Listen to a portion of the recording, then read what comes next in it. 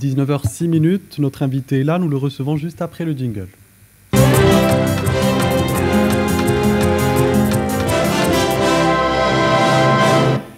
Nous recevons sur le plateau du 19h Info Messaoud Belambri, bonsoir. Bonsoir. Vous êtes président du syndicat national algérien des pharmaciens d'officine, le SNAPO. Vous êtes avec nous ce soir et nous vous en remercions pour parler d'un sujet extrêmement important qui n'est autre que cette pénurie assez inquiétante qui frappe les officines. Plus de 170 médicaments, voire plus, manquent à l'appel, dont certains indispensables pour les malades. Que se passe-t-il aujourd'hui, monsieur Belambri? C'est-à-dire c'est une situation que nous vivons suite à un cumul depuis 3 ou 4 ans. Donc il y a eu pas mal de perturbations qui ont mené vers cette situation. Parfois il y a eu des programmes d'importation qui ont été signés un peu en retard. Il n'y a pas eu de signature d'avenant, c'est-à-dire des programmes complémentaires au cours de l'année pour pallier aux insuffisants justement. Ça n'a pas été non plus fait. Bon, entre ministère de la Santé et opérateurs, différents opérateurs, donc producteurs, importateurs, distributeurs et pharmaciens d'officine, donc on s'est entendu pour l'installation d'une cellule de veille qui malheureusement n'a pas pu travailler avec le rythme souhaité. Mais nous apprenons, d'ailleurs vous en avez l'exclusivité, qu'à partir de la semaine prochaine, elle va reprendre son cycle de réunion et que nous apprenons aussi que pratiquement tous les programmes d'importation ont été signés, mais nous allons donc commencer à voir les résultats à partir de 2 à 3 mois. Nous espérons que la situation va s'améliorer rapidement. Je rappelle aux téléspectateurs qui ne le savent peut-être pas qu'il existe cette cellule de veille qui est mise en place par le ministère de la Santé pour assurer le suivi de la disponibilité des médicaments. Et monsieur Belambri, vous nous confirmez qu'elle sera de nouveau opérationnelle à partir de la semaine prochaine. Elle a été convoquée pour la semaine prochaine. Oui. Objectif de tous les professionnels de la santé, qu'on se le dise, c'est bien cette mise en avant de tout produit fabriqué localement. Problème, la pénurie touche également certains médicaments fabriqués localement. Qui en est responsable aujourd'hui? Oui, malheureusement, peut-être que la demande a augmenté, peut-être que les capacités de production ont diminué pour différentes raisons techniques ou bien n'arrivent pas à satisfaire la demande. Et là, justement, il y a des dispositions urgentes à prendre, notamment, et nous souhaitons que la cellule de veille va prendre ses décisions. Peut-être que le ministère va autoriser l'importation de certains produits qui étaient exclusivement réservés à la production nationale. Bon, là, c'est l'une des solutions que nous envisageons. Mais ça reste quand même une question à poser. Oui. Pourquoi certaines entreprises, par exemple privées ou même publiques, ont-elles abandonné la fabrication de certains produits locaux? Il y a eu la question des prix qui a été posée par les investisseurs. Il y a des médicaments qui n'ont pas connu de modification malgré l'augmentation des prix de la matière première à l'international, des intrants, c'est-à-dire tout ce qui rentre dans la production, notamment l'augmentation de la TVA pour, par exemple, des matières comme le verre, le papier, etc. Donc, il y a des médicaments qui sont fixés à un prix depuis plus de 10 ans et 15 ans, et même les entreprises publiques ont cessé de produire certains médicaments parce que les prix ont été maintenus de manière stationnaire et qu'ils auraient dû être revus.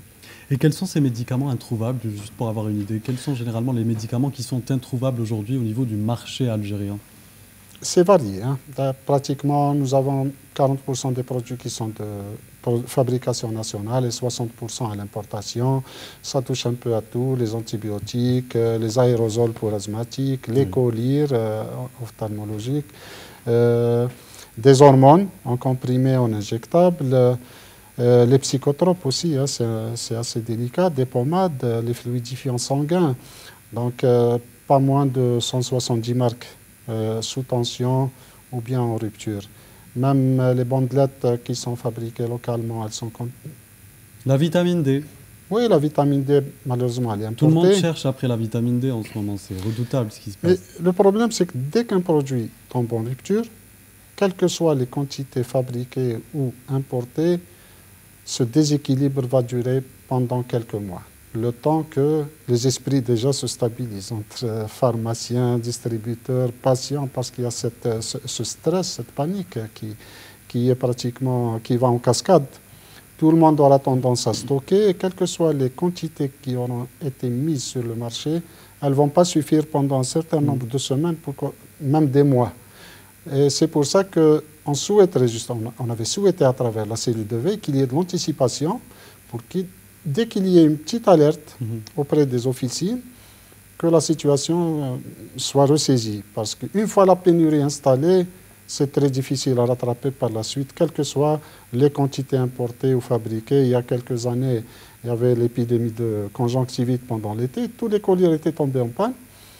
Et il a fallu presque 2 ans pour que les colliers deviennent disponibles de manière régulière. Il a suffi. Vous voulez dire que le mieux serait de rester, de temporiser, parce qu'il y a aussi un quiproquo qui est compris entre le fournisseur et le pharmacien, peut-être lui-même, qui exige un certain quota, une quantité, pour pouvoir vendre plus de quantité finalement aux clients.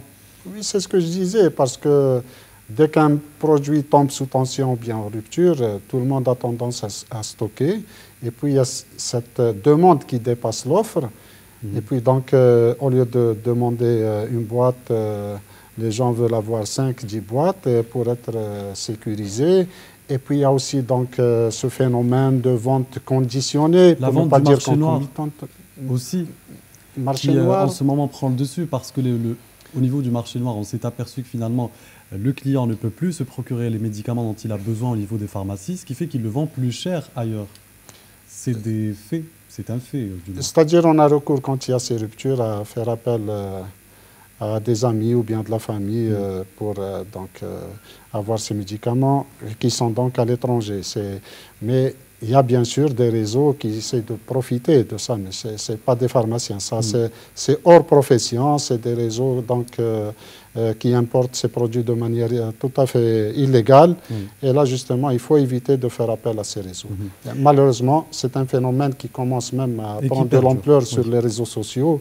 Et là, je tiens à le signaler, ce n'est pas les pharmaciens, c'est des gens qui n'ont rien à voir avec la pharmacie. Ce qui est encore plus grave.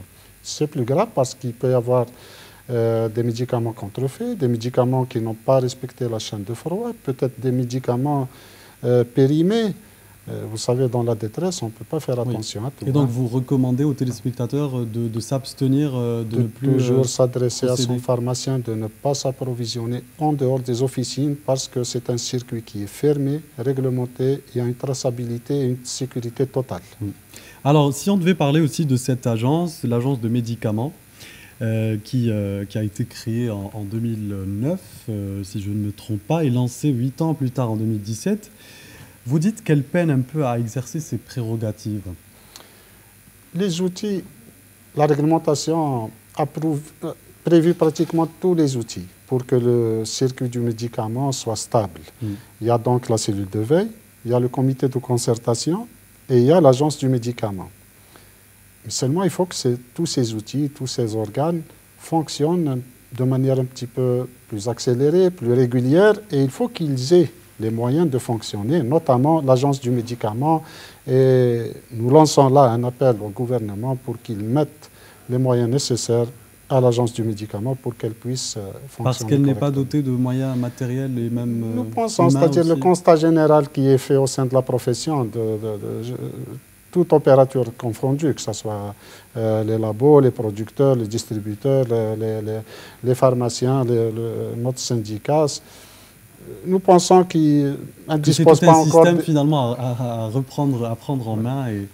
Oui, d'autant plus que nous avons tendance depuis des années à encourager donc la production nationale et l'agence du médicament a un rôle très important à jouer. Il faut rappeler aussi qu'en matière de qualité, de quantité, la production nationale donc, a connu un développement très important. Il y a eu des mesures incitatives qui ont été instaurées par le président de la République et c'est grâce justement à ces mesures incitatives que notre industrie a connu un développement très important.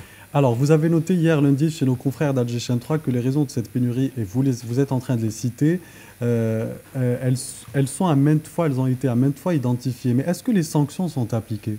Est-ce qu'on applique les sanctions aujourd'hui concrètement contre les responsables? Nous, on ne souhaite pas parler forcément de sanctions, mais au moins de mesures Quand il est palliatives. question de vie humaine, C'est-à-dire, Monsieur Belambri. si on remarque par exemple qu'un opérateur n'a pas respecté son programme d'importation, ou bien qu'un producteur n'a pas respecté son programme de production, ses engagements, etc., il faut qu'il y ait de l'anticipation et des décisions qui soient prises de manière assez rapide pour qu'il n'y ait pas de ces ruptures et pour qu'elles ne perdurent pas dans le temps. Il faut surtout un diagnostic rapide et des prises de décision rapides avec beaucoup d'anticipation. On parle aussi de retard dans les commandes d'importation. Où en sommes-nous aujourd'hui avec l'importation? Je l'ai dit au début, pratiquement les programmes, on vient de l'apprendre, ont été tous signés. Bon, c'est bon, c'est très positif.